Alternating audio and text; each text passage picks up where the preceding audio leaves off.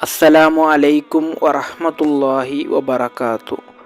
ಬಿಸ್ಮಿಲ್ಲಾ ವಲ್ಹಮ್ದುಲಿಲ್ಲಾ ವಸ್ಸಲಾತು ವಸ್ಸಲಾಮು ಅಲಾ ಅಶ್ರಫಿಲ್ ಮುರ್ಸಲೀನ್ ವ ಅಲಾ ಆಲಿಹಿ ವಸ್ವಹ್ಬಿಹಿ ಅಜ್ಮಾಯಿನ್ ಅಮ್ಮಾಬಾದ್. ನಮ್ಮ ನಾಲಿಗೆಯಿಂದ ಮತ್ತೊಬ್ಬರಿಗೆ ನೋವಾಗುವುದು ಅಥವಾ ದುಃಖ ಸಂಭವಿಸುವುದು ಸಹಜ. ಆದರೆ ಅದರಿಂದ ನಮಗೆ ಸಂರಕ್ಷಣೆ ಹೊಂದುವುದು ಹೇಗೆ ಎಂಬಂತಹ ದುಃಖ ನಮ್ಮಲ್ಲಿರುತ್ತದೆ. ನಾವೆಷ್ಟೇ ನಿಯಂತ್ರಣೆ ಮಾಡಿದರೂ ಕೂಡ ನಮ್ಮ ನಿಯಂತ್ರಣದಿಂದ ತಪ್ಪಿಸಿ ಬೇರೊಬ್ಬರಿಗೆ ನೋವಾಗುವಂತಹ ದುಃಖ ಉಂಟಾಗುವಂತಹ ಮಾತುಗಳು ನಮ್ಮ ನಾಲಿಗೆಯಿಂದ ಬರುವುದು ಸಹಜವಾಗಿ ಬಿಟ್ಟಿದೆ.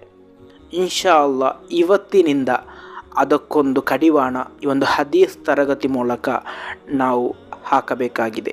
ಕಾರಣ ನಮ್ಮ ಜೀವನದಲ್ಲಿ ಅತಿಯಾಗಿ ಪಾಪಗಳು ಸಂಭವಿಸಲು ಕಾರಣವಾಗುವುದು ನಮ್ಮ ನಾಲಿಗೆಯಾಗಿದೆ. ಇನ್ಶಾ ಅಲ್ಲಾ ಇವತ್ತೇ ಅದಕ್ಕೊಂದು ಕಡಿವಾಣ ಹಾಕೋಣ. ಇಮಾಮ್ ತುರ್ಮುದಿ ರಲಿಯಲ್ಲಾಹು ಅನ್ಹುರವರು ವರದಿ ಮಾಡಿದಂತಹ ಹದೀಸ್ ಸುಫಿಯಾನ್ ಬಿನ್ ಅಬ್ದುಲ್ಲಾಹ್ ಸಖಫಿ ರಲಿಯಲ್ಲಾಹು ಅನ್ಹುರವರಿಂದ ನಿವೇದನೆ. ಕಾಲ ಮಹಾನರು ಹೇಳುತ್ತಾರೆ, ಕುಲ್ತು ನಾನು ಕೇಳಿದ್ದೆ, ಯಾ ರಸೂಲಲ್ಲಾಹ್, ಓ ಅಲ್ಲಾಹನ ರಸೂಲರೇ ಸಲ್ಲಲ್ಲಾಹು ಅಲೈಹಿ ವಸಲ್ಲಂ, ಹದ್ದಸನಿ ಬಿ ಅಮ್ರಿ ಆತಸಿಮು ಬಿಹಿ, ನನ್ನನ್ನು ಪಾಪಗಳಿಂದ ಸಂರಕ್ಷಿಸುವಂತಹ ಒಂದು ಸಂಗತಿ ನನಗೆ ಹೇಳಿಕೊಡಿ ಎಂದು ಪ್ರವಾದಿ ಸಲ್ಲಲ್ಲಾಹು ಅಲೈಹಿ ವಸಲ್ಲಮರೊಂದಿಗೆ ಕೇಳಿದಂತಹ ಸಂದರ್ಭದಲ್ಲಿ ಕಾಲ ಪ್ರವಾದಿ ಸಲ್ಲಲ್ಲಾಹು ಅಲೈಹಿ ವಸಲ್ಲಮರು ಹೇಳುತ್ತಾರೆ, ಕುಲ್ ನೀನು ಹೇಳು, ರಬ್ಬಿ ಅಲ್ಲಾಹ್ ಎಂದು ಹೇಳು, ಅಂದರೆ ನನ್ನ ರಬ್ ಅಲ್ಲಾಹ್ ಎಂದು ನೀನು ಹೇಳು. ಅದೇ ರೀತಿ ಸುಮ್ಮಸ್ತಕಿಮ್, ನಂತರ ನೀನು ಸನ್ಮಾರ್ಗದಲ್ಲಿ ಸಂಚರಿಸು. ಈ ಒಂದು ಉಪದೇಶವನ್ನು ನಾವು ನೋಡಬೇಕು.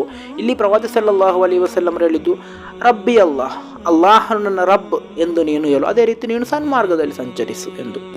ನಂತರ ಈ ಒಂದು ಉತ್ತರವನ್ನು ಕೇಳಿದಾಗ ಸುಫಿಯಾನ್ ರಲಿಯಲ್ಲಾಹು ಅನ್ಹುರವರು ಪ್ರವಾದಿ ಸಲ್ಲಲ್ಲಾಹು ಅಲೈಹಿ ವಸಲ್ಲಂರೊಂದಿಗೆ ಮರು ಪ್ರಶ್ನೆಯನ್ನು ಕೇಳ್ತಾರೆ. ಕುಲ್ತು ಯಾ ರಸೂಲಲ್ಲಾಹ್, ಓ ಅಲ್ಲಾಹನ ರಸೂಲರೇ ಸಲ್ಲಲ್ಲಾಹು ಅಲೈಹಿ ವಸಲ್ಲಂ, ಮಾ ಅಖ್ವಫು ಮಾ ತಖಾಫು ಅಲಯ್ಯ, ನನ್ನಲ್ಲಿ ನೀವು ಭಯಪಡುವಂತಹ, ನಿಮ್ಮನ್ನು ಭಯಪಡಿಸುವಂತಹ ಒಂದು ಸಂಗತಿ ಇದ್ದರೆ ಅದು ಯಾವುದು?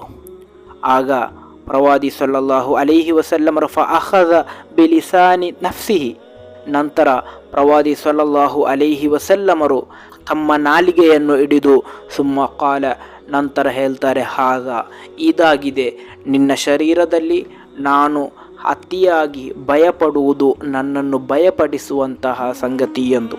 ಇಲ್ಲಿ ಮೊದಲನೇದಾಗಿ ಸುಫಿಯಾನ್ ರಲಿಯಲ್ಲಾಹು ಅನ್ಹುರವರು ಕೇಳಿದಂತಹ ಪ್ರಶ್ನೆಗೂ ಎರಡನೇ ಪ್ರಶ್ನೆಗೂ ನಡುವೆ ಇರುವಂತಹ ಒಂದು ಸಂಬಂಧ ಇದೆ. ಅದಾಗಿದೆ ನಮ್ಮ ಇವತ್ತಿನ ವಿಷಯ. ಸುಫಿಯಾನ್ ರಲಿಯಲ್ಲಾಹು ಅನ್ಹುರವರು ಮೊದಲು ಕೇಳಿದ್ದು, ನನ್ನ ಜೀವನದಲ್ಲಿ ಪಾಪಗಳಿಂದ ನನಗೆ ಸಂರಕ್ಷಣೆ ಹೊಂದಬೇಕು, ಅದಕ್ಕಿರುವಂತಹ ಮಾರ್ಗ.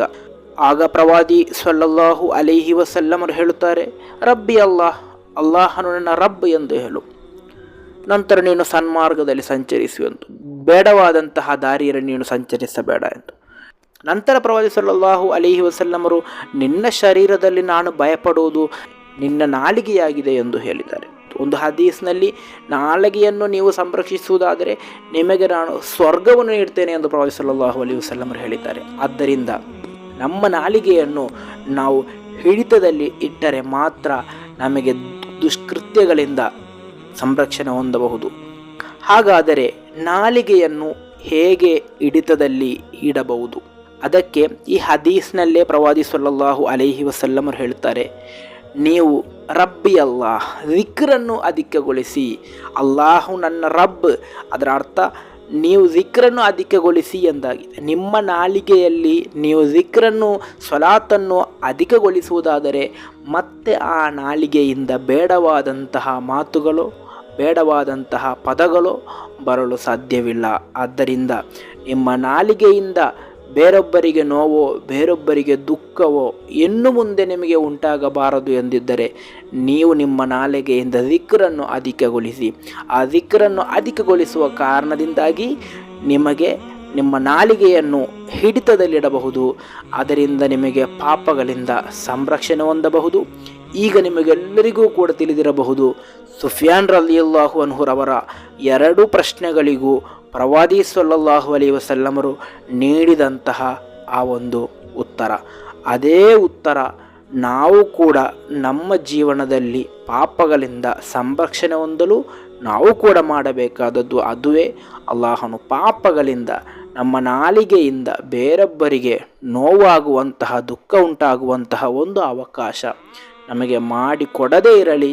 ಅಸ್ಸಲಾಮು ಅಲೈಕುಂ ವರಹಮತುಲ್ಲಾಹಿ ವಬರಕಾತು.